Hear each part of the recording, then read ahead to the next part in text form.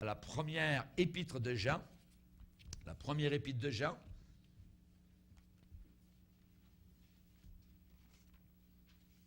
chapitre 5. On va lire peut-être le verset 1er pour voir le contexte. On va lire les 8 premiers versets du chapitre 5, dans 1 Jean, chapitre 5, verset 1er. 1 Jean, chapitre 5, verset 1er. Quiconque croit que Jésus est le Christ est né de Dieu. Et quiconque aime celui qui l'a engendré aime aussi celui qui est né de lui. Nous connaissons que nous aimons les enfants de Dieu lorsque nous aimons Dieu et que nous pratiquons ses commandements. Car l'amour de Dieu consiste à garder ses commandements. Et ces commandements ne sont pas pénibles, parce que tout ce qui est né de Dieu triomphe du monde. Et la victoire qui triomphe du monde, c'est notre foi. Qui est celui qui a triomphé du monde, sinon celui qui croit que Jésus est le Fils de Dieu? C'est lui, Jésus-Christ, qui est venu avec de l'eau et du sang. Non avec l'eau seulement, mais avec l'eau et avec le sang. Et c'est l'Esprit qui rend témoignage, parce que l'Esprit est la vérité. Car il y en a 3 qui rendent témoignage: l'Esprit, l'eau et le sang. Et les 3 sont d'accord. Est-ce que c'est pour vous du chinois? Non? Si ça l'est maintenant, ça ne sera pas tout à l'heure, vous allez comprendre. Père, nous te bénissons et te glorifions. Alléluia. Combien nous sommes placés ce soir devant des vérités monumentales, formidables, Seigneur. Et ce n'est uniquement que par la foi que nous pouvons les saisir, les comprendre. Nous ne pouvons pas les disséquer, nous ne pouvons pas les mettre dans une éprouvette pour les analyser en laboratoire, non. Seigneur, nous devons nous placer simplement devant ces grandes vérités et les reconnaître et y croire et dire merci, Seigneur, pour ton plan magistral, pour ton plan monumental, car, Seigneur, tes idées sont merveilleuses. Nous n'étions pas là lorsque tu as créé le monde.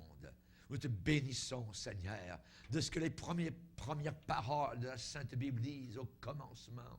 Dieu, tu étais déjà là. Tu étais déjà là lorsque le commencement a eu lieu. Tu dépasses le commencement, Seigneur. Tu es de toute éternité. D'éternité en éternité, a dit ton serviteur Moïse, tu existes. D'éternité en éternité, Seigneur. Et nous sommes entrés dans le temps. Et tu es venu nous sauver. Et maintenant, Seigneur, tu as mis l'éternité dans nos cœurs. Merci, mon Sauveur. Alléluia. Nous voulons te glorifier. Nous voulons croire textuellement Genèse 1, Genèse 2 et toute la Bible, Seigneur. Nous croyons, Seigneur, que la terre a été créée en une semaine. Alléluia, en 6 jours. Et le 7e, tu t'es reposé. Nous te bénissons pour ces jours de 24 heures qui ne sont pas des périodes glaciaires ou millénaires. Nous te bénissons parce que c'est en 24 heures, Seigneur. Chaque 24 heures, tu as agi, Seigneur. Et le 7e jour, tu t'es reposé. À toi la gloire. La science est fausse, Seigneur. Ta parole est la vérité. Merci, notre Père. À toi soit toute la gloire, l'honneur et la victoire. Au nom puissant de Christ Jésus. Amen. Et tout le peuple dit Amen. Amen. Gloire à Dieu. Vous pouvez vous asseoir, frères et sœurs. Alléluia. Que Dieu soit béni. Alléluia. Il y en a 3. Il y en a 3 qui rendent témoignage. Il y en a 3 qui parlent. Et on parle ce soir des 3 témoins. Ces 3 témoins existent encore aujourd'hui. 3 témoignages. L'Esprit, le Saint-Esprit, l'eau et le sang. Et les 3 témoignages sont d'accord. Il n'y a pas de témoignage discordant, il n'y a pas de témoignage qui n'est pas dans l'harmonie des 2 autres. Les 3 sont unis. sont d'accord. Exactement comme le Père, le Fils et le Saint-Esprit sont unis dans leurs pensées, dans leur amour, dans leur plan. Alléluia. Ainsi, nous avons ce soir devant nous, par le Saint-Esprit, ce témoignage des trois. L'Esprit, l'eau et le sang. Et les trois sont d'accord. Nous allons voir ce soir sur différents aspects de la Bible. Et vous allez voir comment la Bible se complète, ne se contredit jamais. Au travers de l'Ancien Testament et du Nouveau Testament, ces trois sont toujours d'accord. Un, Israël sous Moïse. Le peuple d'Israël sous la conduite de Moïse. Environ 1300 ans, 13 siècles avant Jésus-Christ, Dieu a résolu que c'était le temps, l'époque, de racheter son peuple de l'esclavage. Ils étaient prisonniers, non pas dans des camps de concentration, mais dans un pays de concentration appelé l'Égypte. Ils ne pouvaient pas en sortir. Les grands-parents, arrière-grands-parents étaient descendus, il y avait cela des siècles, depuis le petit pays là-bas au nord, Israël, et ils étaient venus, environ 70 personnes environ, le petit clan était venu sous la conduite du patriarche Jacob. Et au travers des années, des décennies, voilà que le peuple avait fructifié, grandi, et maintenant, ils étaient des centaines de milliers. Environ, avec les femmes et les enfants, 3 millions de personnes, immigrants, prisonniers, dans un pays sous la botte de l'Égypte. Dieu, leur Dieu, le Dieu d'Israël, le Dieu de Jacob, décida un jour que c'était le temps de les délivrer de l'esclavage. Ces hommes et ces femmes ont commencé à crier à Dieu. Il n'y a rien qui ne se passe sans tout d'abord qu'il y ait de la prière. Ces hommes et ces femmes en Israël ont pleuré devant Dieu, des larmes salées. Ils ont demandé l'aide du Seigneur. Seigneur, nous sommes esclaves. Nos enfants qui sont là sont esclaves. Nos enfants à naître deviendront des esclaves. Seigneur, s'il te plaît, fais quelque chose. Dieu de nos pères, Dieu d'Isaac, d'Abraham, viens à notre aide. Ils ont pleuré, ils ont prié, ils ont crié vers Dieu, ils ont demandé du secours. Et vous savez comment ça s'est passé? Un berger qui avait fui la police égyptienne et qui depuis 40 ans se cachait dans un désert, car il avait tué un Égyptien, il l'avait caché dans le sable. L'affaire avait été découverte et l'homme hébreu, sachant qu'il allait être découvert et qu'il allait aller en prison, s'est enfui vers l'est, dans le désert de Madian. Et là, dans le désert de Madian, il avait rencontré un clan, une jeune fille sous les tentes donc, de son beau-père. Il épousa donc une jeune bédouine et là, il est devenu donc un vulgaire berger de moutons. Le nom de l'homme, Moïse. Le monde entier le connaît. Alléluia. Que Dieu soit glorifié. Pour Moïse. L'autre jour, nous sommes passés avec mon épouse à Londres, à côté du British Museum. Imaginez que Moïse, qui avait été élevé en Égypte, dans toute la sagesse des Égyptiens, qui aurait pu être le nouveau pharaon, et le jour où on lui a demandé d'être le futur pharaon, a décidé de dire non. S'il avait dit oui, aujourd'hui, possiblement, au British Museum, le monsieur qui fait visiter pourrait dire « Voyez, monsieur et madame Bourgier, je vais vous présenter un sarcophage d'un ancien pharaon qui a vécu il y a de cela très longtemps. Il s'appelait, Moïse. Il est là, nous avons quelques restes. » Mais cela ne se passe pas. Il n'y a pas de sarcophage de Moïse parce qu'il a décidé de dire non au monde. Il est devenu donc berger de moutons pendant des années. 40 ans. Pendant 40 ans, en train de faire paître des brebis, de les amener d'une manière rituelle vers quelques pâturages abroutés à l'arrière des montagnes, quelque part dans le désert, voyez, dans certaines oasis du désert. Jusqu'au beau jour où ce fameux buisson s'est mis en flamme. Et quand ce buisson se mit en flamme, une voix humaine a parlé audiblement à cet homme en l'appelant par son nom. Moïse, Moïse! Il s'est retourné. Le buisson ne se consumait pas après avoir brûlé, mais continuait à brûler, parce que la flamme ne venait pas du bas de la terre, mais venait du haut du ciel. Alléluia. Une flamme surnaturelle. Et Dieu a dit, Moïse, c'est le temps. Maintenant, tu retournes. Voyage retour en Égypte. Et tu vas aller vers Pharaon. Et tu vas leur dire que Pharaon, maintenant, laisse partir mon peuple, qui est dans l'esclavage. J'ai vu les souffrances de mon peuple qui est en Égypte. J'ai entendu les cris que lui font pousser ses oppresseurs. Je connais ces douleurs. J'ai vu les coups de fouet. J'ai vu le sang qui est soigné le soir à la maison lorsque les maris reviennent du travail et des fosses où ils doivent faire des briques, où ils suent, où leur sang se mêle aux coups de fouet et aux sueurs. Je connais les douleurs de ce peuple et je suis descendu pour le délivrer. Je suis descendu jusque dans ce petit buisson. Et je vais t'enflammer, Moïse. Et toi-même, tu vas devenir comme ce petit buisson. Et je vais parler au travers de toi à toute l'Égypte. Je vais parler au travers de toi à Pharaon. Et tu vas accomplir ma volonté.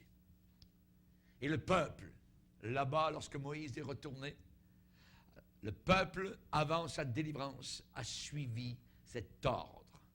Les 3 témoins. Les 3 témoins étaient là. Et le peuple s'est approché de Dieu pour sortir de l'esclavage dans cet ordre-là. Le sang, l'eau et l'esprit. Et les 3 sont d'accord. Et les 3 sont d'accord. Dieu a dit, Moïse, tu vas dire au peuple, avant leur sortie d'Égypte, qu'ils devront absolument prendre un agneau sans défaut de leur troupeau. Ils devront mettre la lame d'acier au travers de la gorge pour couper la veine jugulaire. Le sang va couler. Vous allez recueillir le sang. Et avec un bouquet d'hysope, vous allez placer ce sang sur le linteau des portes et sur les 2 poteaux. Et lorsque la condamnation de l'Égypte va arriver, quand je verrai le sang, je passerai par-dessus vous et vous serez épargnés. Alléluia. Dieu a dit, dans Exode 12, le sang vous servira de signe.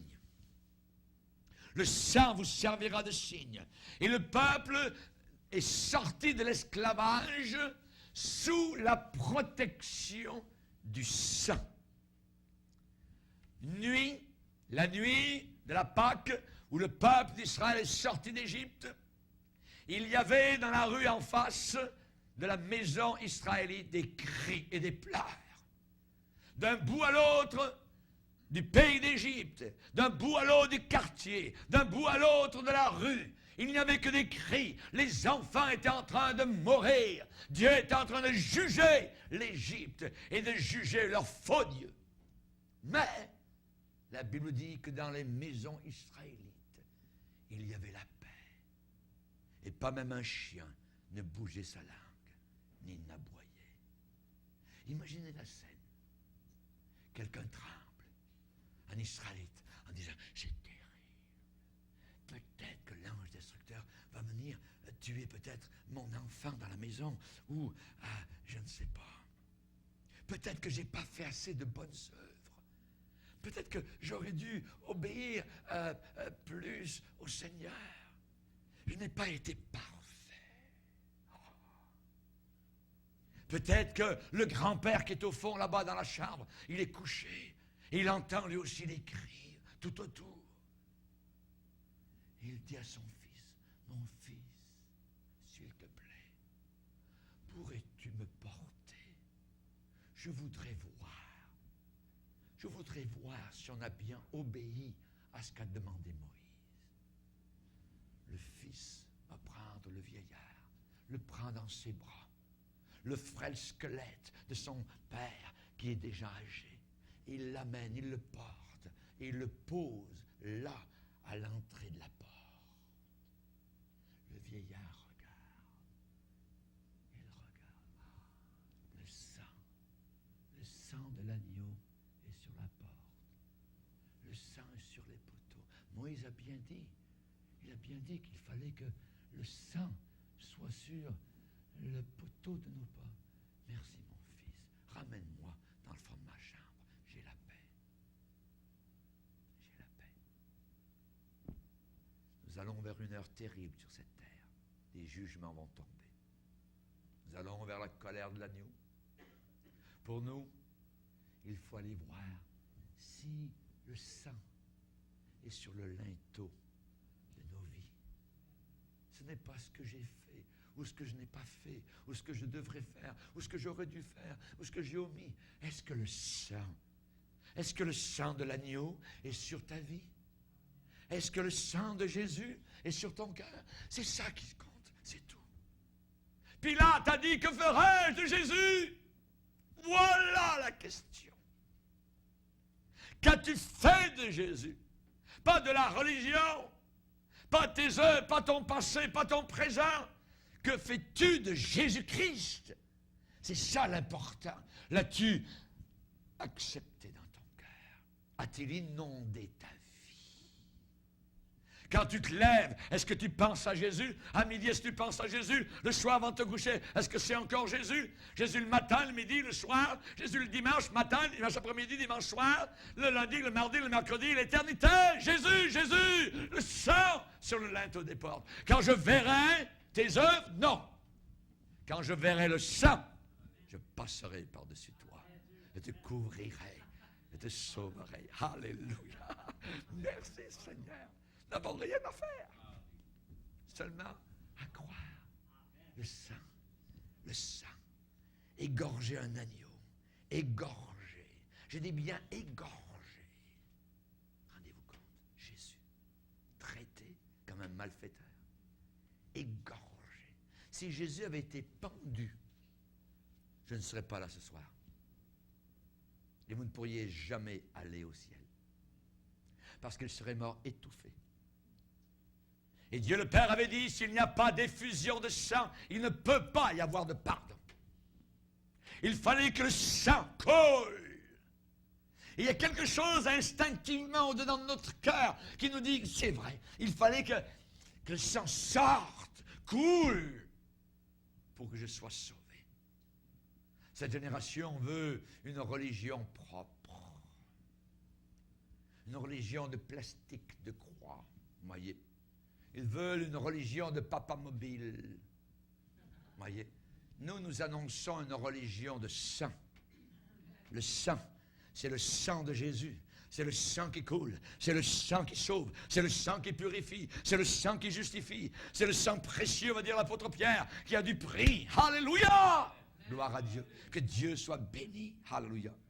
L'ange destructeur est passé sur l'Égypte et n'a pas touché au peuple de Dieu qui était sous l'aspersion du sang de l'agneau, qui était sous le témoignage du sang de l'agneau. Ils sont sortis en foule, ils ont béni le Seigneur, ils ont dépouillé les Égyptiens. Alors Pharaon a même dit, allez-vous-en, on ne veut plus vous voir. Ils sont allés dans la joie, dans la victoire, la délivrance avait lieu. Et voilà qu'ils arrivent, juste quelques jours plus tard, devant un obstacle. Une mer. On ne peut pas passer. On ne peut pas aller plus loin. C'est terminé. Nous sommes littéralement acculés au pied de la mer, pas du mur. Il n'y a pas de mur, c'est une mer. On ne peut pas passer. On n'a pas de barque, on n'a pas de bateau, on n'a pas le temps de faire des bateaux, tout ça. Non, parce que là-bas, au loin, on voit déjà derrière nous la poussière, des chariots égyptiens. Pharaon est en train de courir derrière nous. Ils vont nous tuer, ils veulent nous ramener dans l'esclavage. mer s'est fendue en deux. Ne me demandez pas comment. Voyez, c'est un miracle. C'est surnaturel. Personne ne peut expliquer un miracle. Aujourd'hui, ils veulent expliquer les miracles de Dieu. Qu'ils sont sages. Ils sont tellement intelligents. Ils vont essayer de disséquer Dieu. Ils aimeraient aller dans un laboratoire et qu'on ait une éprouvette et dire au monde entier, « Hé, c'est ça Dieu. » Non. Où étais-tu, va dire Dieu à Job? Où étais-tu quand j'ai créé le monde? Quand j'ai créé les galaxies? Au commencement, Dieu, Genèse 1:1. Ça veut dire qu'avant même que le commencement ait eu lieu, Dieu existait même avant. Il est au-dessus de sa création. Quand est-ce que vous avez créé votre dernière galaxie? L'homme est tellement orgueilleux. Ils ne veulent pas croire la parole du Seigneur. Moïse a fendu la mer. Alléluia. Après quelques jours de marche, les voilà qui se retrouvent face à la mer. Dieu les a conduits jusqu'à la mer Rouge. De telle manière qu'ils se trouvaient face à face avec un obstacle inimaginable. Et les Égyptiens les poursuivaient. Moïse a seulement étendu sa verge sur la mer qui s'est fendue. Et ils ont passé au travers. On a découvert ce lieu aujourd'hui. Et ce lieu aujourd'hui est quelque chose de magnifique, je le dis toujours à chaque fois, parce qu'on sait exactement où c'est. Parce qu'au fond de cette mer, à l'endroit là où le chemin se trouve, il y a eu des bathyscaphes, des bateaux, vous voyez, et spécialement un docteur suédois qui a regardé là, dans la mer, tout ça, et ils ont découvert, recouvert évidemment de beaucoup de sédiments, tout ça, mais les roues des chars égyptiens. Et il y en a des centaines qui sont là tout le long, voyez. Et l'endroit où la mer, où ils sont passés, c'est un endroit qui est doux. Un endroit où on ne descend pas avec des rochers, tout ça, puis d'un coup, tout ça, où la mer descend d'un coup. Non, ça descend doucement. Pourquoi? Parce qu'il y avait des vieillards qui étaient avec eux. Les vieillards, ça ne marche pas vite, voyez. Ça ne peut pas descendre, ça ne fait pas d'escalade, voyez, hein, quand on est vieillard. Alors, il faut que ça soit doucement. Ça descendait doucement vers la mer, jusqu'au fond de la mer. On sait où c'est aujourd'hui. Merci Seigneur. N'ayez pas peur quand vous allez quitter la terre. Comment ça va se passer? Ça va être dur, ça. Le Seigneur va mettre un petit marchepied. Il va vous arranger ça. Voyez, une petite fusée qui va faire monter jusqu'au ciel. Vous allez voir, ça va tout bien va se passer. N'ayez aucune crainte. Alléluia. Que Dieu soit béni. Que Dieu soit glorifié. Amen. Moïse a étendu sa verge sur la mer qui s'est fendue. Ils ont passé au travers de 2 murailles d'eau. L'eau se tenait en l'air toute seule. Et ils ont marché avec leurs enfants, avec leurs chars, avec leurs chariots, avec leurs vêtements, tout ça. Alors, ils ont passé au travers de la mer. Et quand ils sont arrivés de l'autre côté, ils ont regardé et Dieu leur a dit, regardez bien ceux qui vous poursuivent. Vous ne les verrez plus jamais.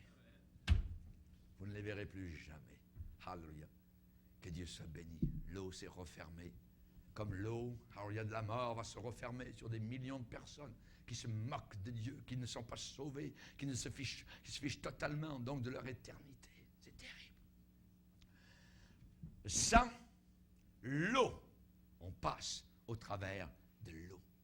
Et que, lorsqu'ils sont arrivés de l'autre côté dans le désert, ils ont marché pendant 40 ans dans le désert, eh bien la nuit, les ennemis qui regardaient au loin, voyons là, est-ce qu'ils ont déjà inventé les lampadaires? Non.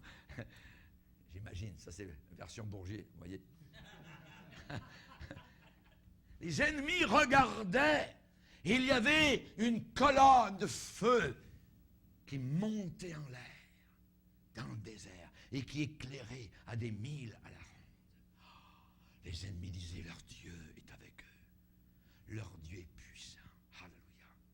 Vous les éclairez. Imaginez que la nuit, qu'il n'y a pas de lune, vous êtes 3 millions de personnes en pleine nuit, bing, bang, bang, tout ça. Voyez? Non. Dieu a dit, on va éclairer les rues. Attendez. Voyez? On va faire en sorte que les choses soient faites en ordre. Amen. Alléluia. Et durant le jour, il y avait un nuage qui était au-dessus du camp. Pas un nuage comme on peut en voir, un nuage de gloire. Un nuage éclatant. La même sorte de nuage duquel la voix du Père a parlé sur la montagne de la transfiguration. Ce nuage était immense et pouvait couvrir justement tout le camp, pouvait protéger des rayons du soleil ardent dans le désert. Que Dieu est merveilleux. Des détails. Ah oui. Cela représente le témoignage du Saint-Esprit. Quand la nuit, la colonne se levait, la colonne de feu, et commençait à bouger, il fallait plier les bagages. Il fallait plier les tentes. C'était le temps de s'en aller.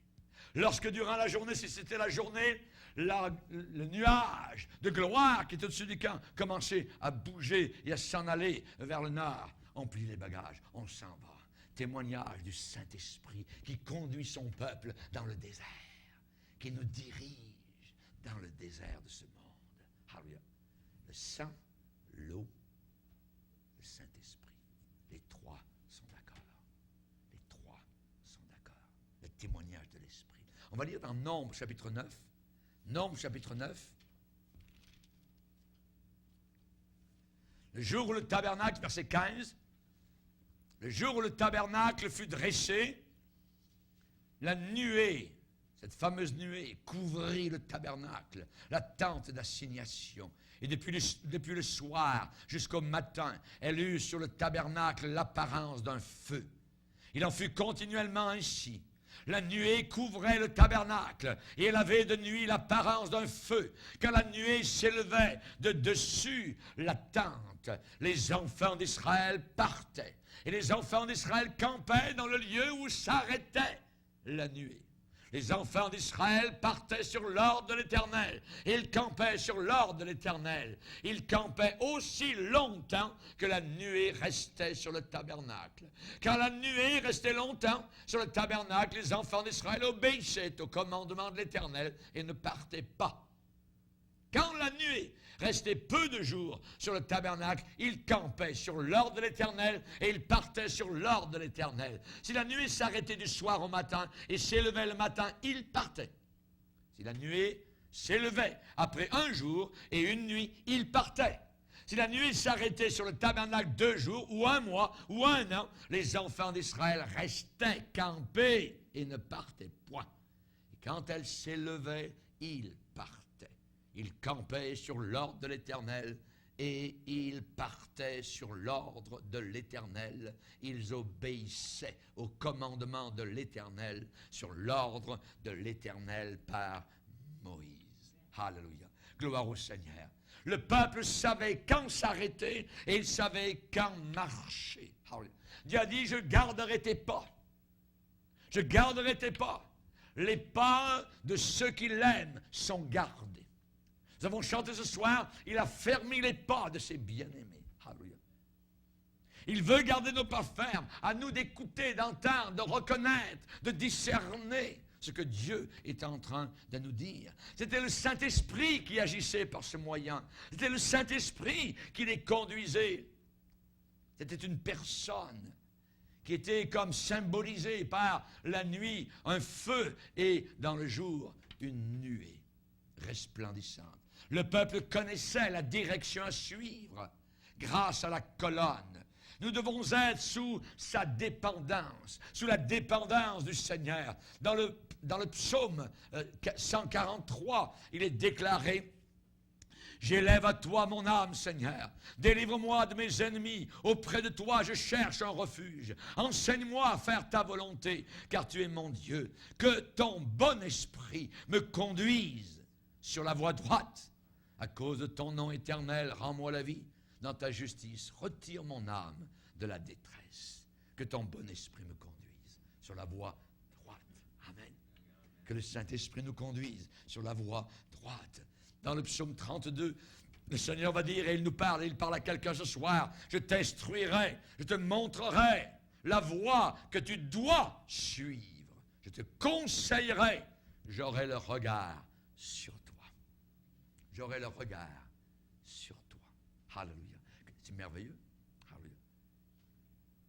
J'ai parlé l'autre jour, on était peu nombreux, je vais redonner cet exemple. C'est un jeune couple qui était heureux. Ils avaient eu une belle petite fille qui maintenant devait avoir peut-être autour de 6 ou 7 ans. C'est arrivé un incident, c'est malheureux. La jeune maman est morte. Elle est décédée.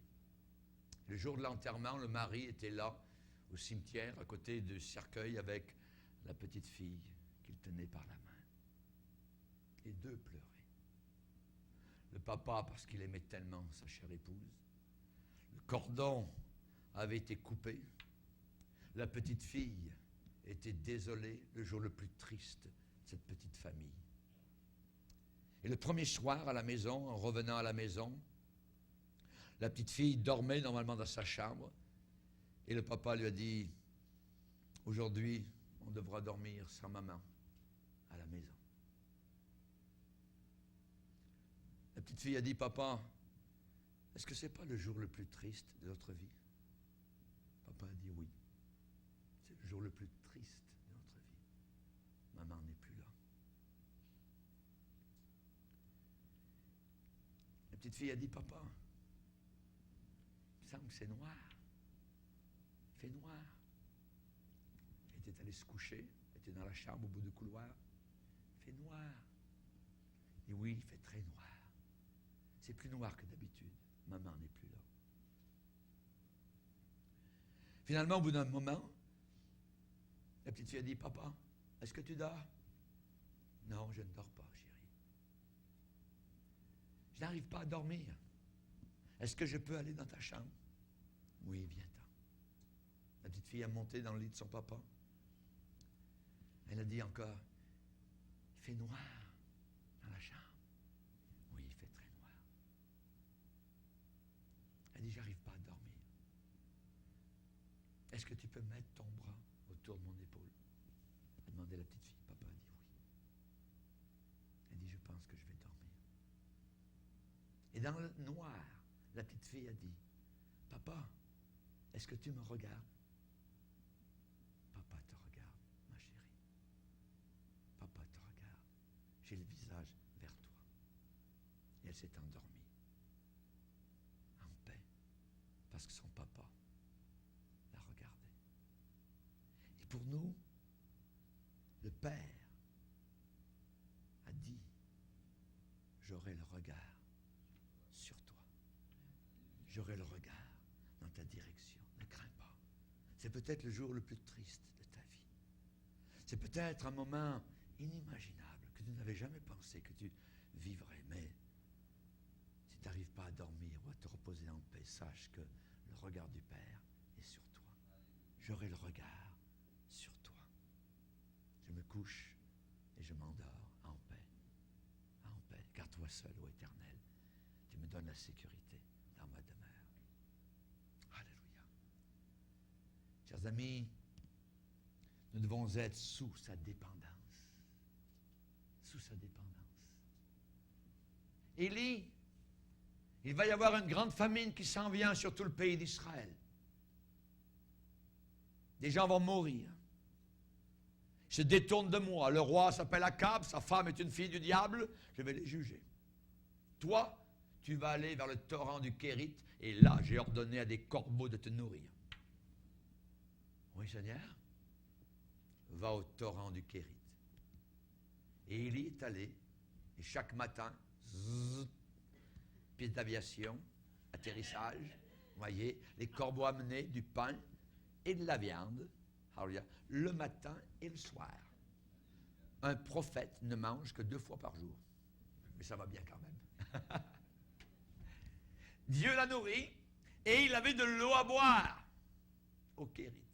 Un beau jour, il est allé un matin en se réveillant. Oh, il n'y a plus d'eau. Mon petit torrent est asséché. À ce moment-là, la voix de Dieu lui a dit, Élie, maintenant tu quittes cet endroit et tu vas aller à Sarepta, au nord.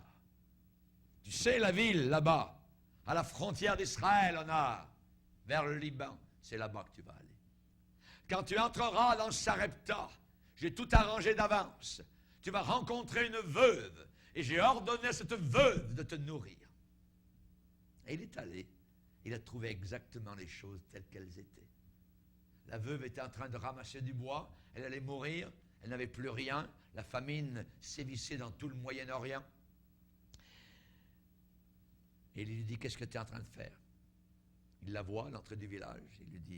Elle lui dit, ben, je ramasse un peu de bois pour cuisiner notre dernier repas avec mon fils. Nous n'avons plus rien. Et ensuite, on va aller dans la chambre. On va se coucher et on va mourir. Nous allons entendre la mort. Oh! C'est vraiment réjouissant. Et je vais te réjouir encore plus parce que le petit repas que tu es en train de préparer, tu vas le faire pour moi. Hein?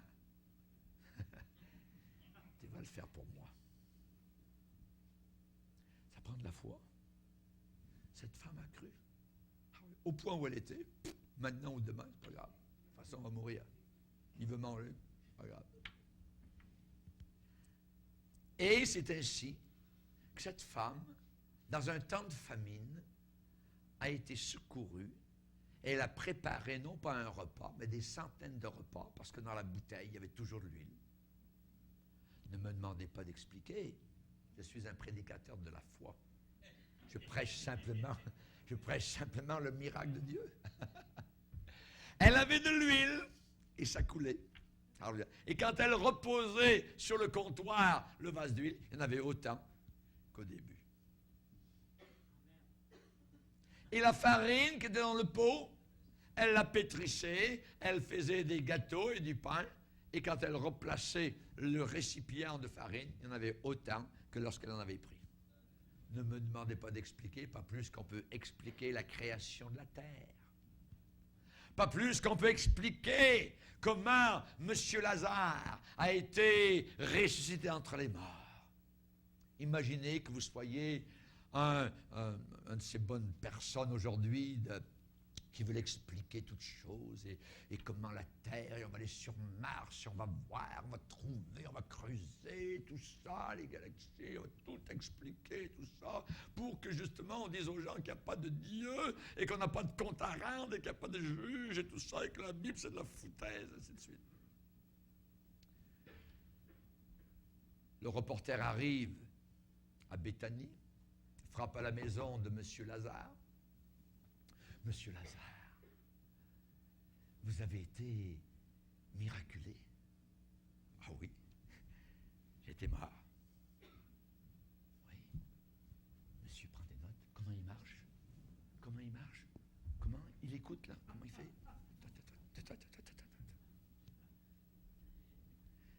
Est-ce qu'on peut expliquer comment Lazare, qui était mort, est ressuscité?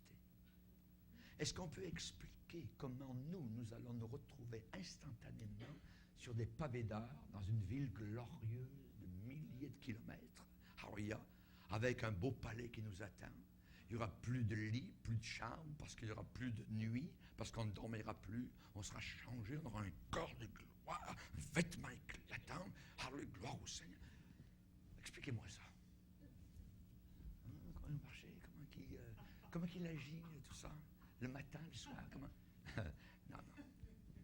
Vous auriez pu rester, suivre pas à pas Lazare jusqu'à, je dirais, son dernier soupir ici-bas sur terre. Vous n'auriez jamais pu expliquer comment cet homme qui était en train de pourrir dans un tombeau depuis 4 jours a été ressuscité lorsque le prince de la vie est entré dans le cimetière. Et il lui a dit, Lazare, sors!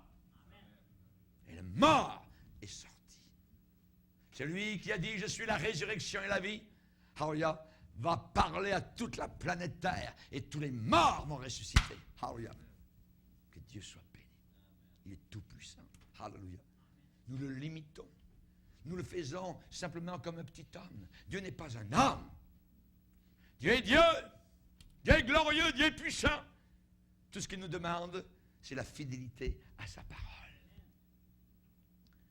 Égorger un agneau, passer au travers de la mer, être conduit par une colonne lumineuse la nuit et par un nuage de gloire le jour. Alléluia. Maintenant, on retrouve le même scénario dans le tabernacle, au désert. Pas la petite boîte catholique, là, voyez? Non, le tabernacle d'Israël, des Juifs dans le désert. une tente de dizaines de mètres, voyez, divisée en 3 parties, le parvis, le lieu saint et le lieu très saint. Et Dieu a voulu qu'on lui construise une habitation. Et c'est par le moyen d'un tabernacle, d'une grande tente dans le désert, que le peuple pouvait s'approcher de Dieu. Puisque c'est l'homme qui là s'approche de Dieu, il y a encore le sang, l'eau et l'esprit. L'autel des holocaustes était dans les parvis. Et pour entrer dans la présence de Dieu, il fallait amener son sacrifice. Un bœuf, un bouc, un agneau. Et là, le sacrificateur prenait l'agneau pour la personne et égorgeait cet animal innocent. Il l'offrait en sacrifice sur l'autel des holocaustes. L'autel des holocaustes était rouge de sang, jour après jour. Rouge de sang. On y offrait des sacrifices. Le sang coulait du matin au soir. Le sang. Ensuite, il y avait à côté une cuve d'eau, une sorte de bassin d'eau qui devait toujours être rempli d'eau. Et le sacrificateur n'osait pas aller plus loin s'il ne passait pas par cette cuve qui était remplie d'eau. Avant d'entrer dans la présence même du Dieu 3 fois saint, du grand Dieu trinitaire, le sacrificateur devait se laver dans cette cuve d'eau. Après être passé à l'autel des sacrifices, où il avait pris le sang du sacrifice, il devait se laver les mains. Et même dans certains cas, il devait se laver parfois de la tête aux pieds. Vous lirez cela dans Exode chapitre 30. L'eau, le sang, l'eau, et ensuite dans le lieu très saint, là-bas, au fond du tabernacle, derrière le voile qui séparait le lieu saint du lieu très saint, il y avait le témoignage de l'Esprit. Il y avait une sorte de boîte à l'intérieur de laquelle il y avait la verge d'Aaron qui avait fleuri en une nuit. Il y avait les tables, les fameuses tables, les commandements de Dieu donnés à Moïse sur la montagne du Sinaï. Et il y avait un pot de manne qui était là à l'intérieur. Et la présence du Dieu Tout-Puissant illuminait totalement ce lieu glorieux appelé le lieu très saint. Lumière qui était là. Le sacrificateur ne branchait pas quoi que ce soit. Non, elle était là, la lumière du Dieu Tout-Puissant. Il y avait donc cette lumière céleste et puissante. Il était impossible au sacrificateur de la regarder en face. Impossible. Il devait baisser les yeux. Devant Dieu, on n'arrive jamais le nez en l'air. Devant Dieu, on arrive toujours les yeux baissés, les yeux de la repentance, les pleurs de la repentance. La femme qui a pris des cheveux et qui a pleuré sur ses péchés en essuyant les pieds de Jésus. Il l'a laissé faire. Il était venu pour des pécheurs. Le sacrificateur ne pouvait pas regarder comme cela la lumière du Dieu Tout-Puissant. Le sacrificateur avait une sorte de récipient rempli du sang du sacrifice. Et il prenait une sorte de bouquet d'hysope et il aspergeait le propitiatoire avec le sang du sacrifice. Et Dieu lui était propice. Il ne mourrait pas. Quand il entrait dans ce lieu-là, à son pied, il avait une corde qui était attachée. Au cas où il meurt devant Dieu. Alors les amis, le voyant qui ne sortait pas, pourraient le tirer en dehors avec la corde, son cadavre, parce qu'il serait mort devant la présence du Seigneur. C'est arrivé à 2 hommes qui sont morts devant le Seigneur, les 2 fils d'Aaron, qui ont pris Dieu à la légère, qui étaient à moitié éméchés, voyez, et qui prenaient les choses de Dieu d'une manière frivole. Chers amis, nous avons là 1, passer par le sang. 2, se laver dans l'eau. 3, entrer dans le Saint des Saints en présence du Saint-Esprit. Cette lumière éblouissante était la manifestation de Dieu, le Saint-Esprit. La Bible dit que nos corps sont les temples du Saint-Esprit. Le temple de Dieu, ce n'est pas des briques, ce n'est pas des cathédrales, ce n'est pas des moellons, de la brique du bois, tout ça. Non, c'est nous les chrétiens. C'est nous qui formons le temple de Dieu. Dieu n'habite pas dans des maisons. Il n'habite pas au fond d'un temple appelé cathédrale, quoi que ce soit, avec une petite lumière rouge qui est au fond là-bas, puis là, il habite là-bas. Non. Les apôtres ont dit, Dieu n'habite pas dans des maisons faites de main d'homme. Il habite maintenant dans le temple du Saint-Esprit. Paul a expliqué en disant, ne savez-vous pas que vos corps sont le temple du Saint-Esprit et que Dieu habite par la foi dans vos cœurs.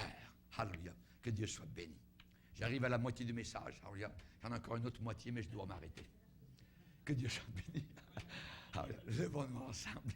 Alléluia. C'est déjà la fin. Alléluia. Gloire à Dieu. Gloire à Dieu. Gloire à Dieu. Alléluia. Gloire au Seigneur. Louons-le. Alléluia. Merci Seigneur. Merci mon Sauveur. Alléluia. Alléluia. Nous voulons te glorifier, Père. Nous voulons te bénir pour ta présence. Te remercions pour le sang du Fils, le sang de Jésus. Alléluia. Les trois sont d'accord. Les trois sont d'accord. Alléluia. Le sang, l'eau et l'esprit. Alléluia. Alléluia. Le chemin du paradis nous est ouvert. Gloire à toi, Jésus. Gloire à ton nom, Seigneur. Tu es mon agneau. Tu es mon sacrifice. C'est ton sang qui m'a purifié. Alléluia. Que tu es bon, Seigneur. Maintenant, je peux entrer en ta présence librement dans le Saint des Saints. Tu fais passer ta lumière dans notre cœur, Seigneur. Alléluia. Toi qui, lors de la création, a déclaré que la lumière brille du sein des ténèbres. Tu as fait briller la lumière dans nos cœurs enténébrés. Alléluia. À toi la gloire et l'honneur. Te bénissons et t'adorons, te remercions, Seigneur. Nous voulons aller à la porte de notre cœur. Nous voulons regarder comme ce vieillard juif. Alléluia. Est-ce que le sang coule? Est-ce que le sang est sur le linteau de nos cœurs? Est-ce qu'il y a des gouttes de sang qui peuvent tomber sur notre tête, purifiant nos péchés, purifiant nos pensées, purifiant totalement nos vies entières? La Bible nous le dit, Seigneur, que ton sang, le sang de Jésus, nous purifie de tout péché. Alléluia. Que ton nom soit glorifié. Merci pour ta présence. Merci pour ta grâce surabondante. Alléluia. Alléluia. Alléluia. À toi la gloire, Seigneur. Merci, Seigneur.